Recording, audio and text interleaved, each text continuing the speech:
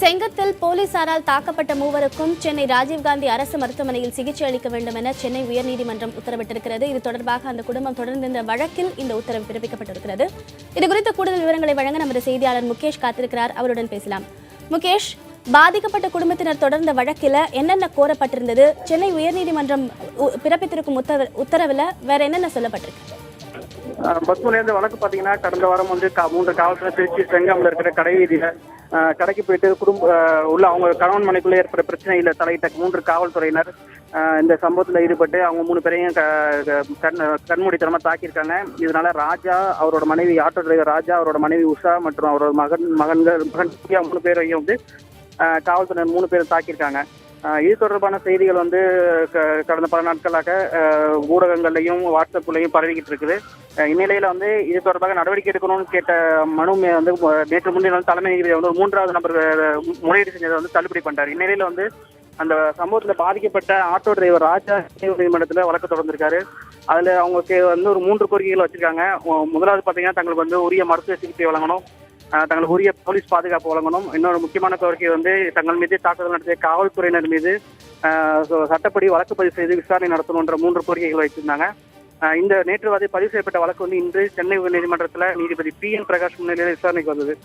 அப்பொழுது மனுதாரர் தரப்பில் வழக்கறிஞர் சுப்பிரமணியம் ஆஜராகி கடந்த வாரம் நடந்த சம்பவங்கள் குறித்தும் அதை தொடர்ந்து நடைபெற்ற விசாரணை குறித்தும் எடுத்துரைத்தார். அப்போ வந்து நீதிபதி என்ன கேட்டாங்கன்னா, இது வந்து கடந்த ஒரு வாரம் நாங்களும் 2-3 நாட்களாக பேப்பர்லையும் வாட்ஸ்அப்ல டிவில எல்லாம் பார்த்துக்கிட்டு இருக்கோம்.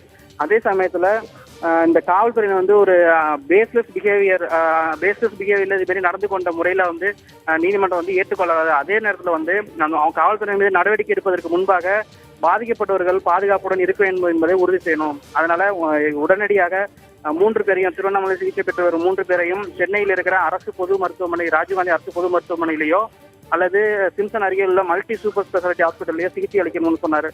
அப்போது அரசு தரப்பில் ஆஜரான வழக்கறிஞர் சண்முக வேலாயுதம் என்ன சொன்னாங்கன்னா, இது வந்து மல்டி சூப்பர் ஸ்பெஷாலிட்டி ஹாஸ்பிட்டலுக்கு அழைச்சிட்டு போறது ரொம்ப சீரியஸான கேஸ் கிடையாது அப்படின்னு எதிர்ப்பு. நீங்க இந்த மருத்துவ சிகிச்சைக்கு ஏன் எதிர்ப்பு தெரிவிச்சீங்கன்னு கேட்ட நீதிபதி, உடனடியாக ராஜீவ்காந்தி அரசு பொது மருத்துவமனைக்கு 3 பேரையும் மாற்றணும், அது தொடர்பான அறிக்கையை வந்து நாளை நீதிமன்றத்தில் தாக்கல் செய்யணும்னு சொல்லியிருக்காங்க.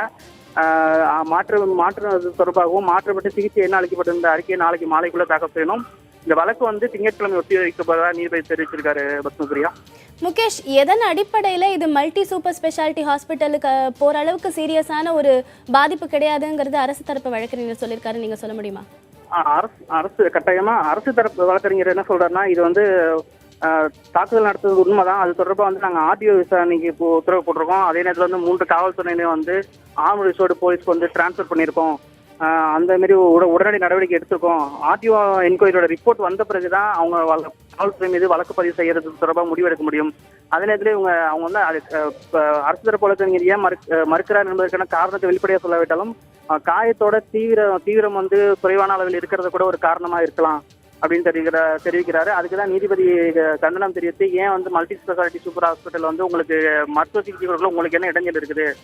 மல்டி சூப்பர் ஸ்பெஷாலிட்டியில வந்து மருத்துவ சிகிச்சை கொடுக்க முடியலன்னா கூட அதே அளவுக்கு சிறப்பான மருத்துவ சிகிச்சை வழங்குற ராஜீவ்காந்தி மருத்துவமனைக்கு மாற்றணும்னு சொல்லியிருக்காரு. அப்போது குறுக்கிட்ட அரசு மனுதாரர் தரப்பு வழக்கறிஞர் சுப்பிரமணியம் என்ன சொல்லியிருக்காருன்னா, இது வந்து ஒரு சென்சிட்டிவான கேஸ், இதை வந்து நீதிமன்றம் உடனடியாக அவங்க காவல்துறை மேலே நடவடிக்கை எடுக்கிறதுக்கு உத்தரவிடணும்னு கேட்குறாங்க. அப்பொழுது நீதிபதி, இது வந்து நம்ம நாடு வந்து இங்கிலாந்து மாதிரியான ஒரு நாடு கிடையாது, நம்ம தமிழ்நாடு ஒவ்வொரு படிப்படியாக தான் ஸ்டெப் பை ஸ்டெப்பாக தான் போக முடியும். முதல்ல ஆர்டிஓ ரிப்போர்ட்டுக்காக காத்திருக்கேன் தான், அவங்க ரிப்போர்ட் வரட்டும், நம்மளை கோர்ட்டும் பார்த்துட்டு தான் இருக்குது இந்த விஷயத்த. அதன்படி வந்து நீதிமன்றம் ஆர்டிஓ என்கொயரி ரிப்போர்ட் கையில் கிடைச்ச பிறகு கவர்மெண்ட் என்ன ஆக்ஷன் எடுக்கிறாங்கன்னு பார்ப்போம். அப்படின்னா கோர்ட்டும் மண்டே கேஸ் அட்ஜன் பண்ணுறேன், மண்டே கோர்ட்டில் என்ன சொல்கிறாங்கன்னு பார்த்துட்டு அடுத்த கட்ட உத்தரவு வந்து நான் போடுறேன். தற்போதைக்கு வந்து அவங்க 3 பேரோட உயிரை வந்து ஒரு உயிரோட பாதுகாப்பு உறுதி செய்யணுன்ற ஒரே நோக்கத்தோட உடனடியாக வந்து மருத்துவ சிகிச்சை அளிப்பதற்கும் அதே நேரத்தில் வந்து போலீஸ் பாதுகாப்பு வழங்குவது தொடர்பாகவும் தமிழக அரசு முடிவெடுக்கணும்னு சொல்லியிருக்காங்க.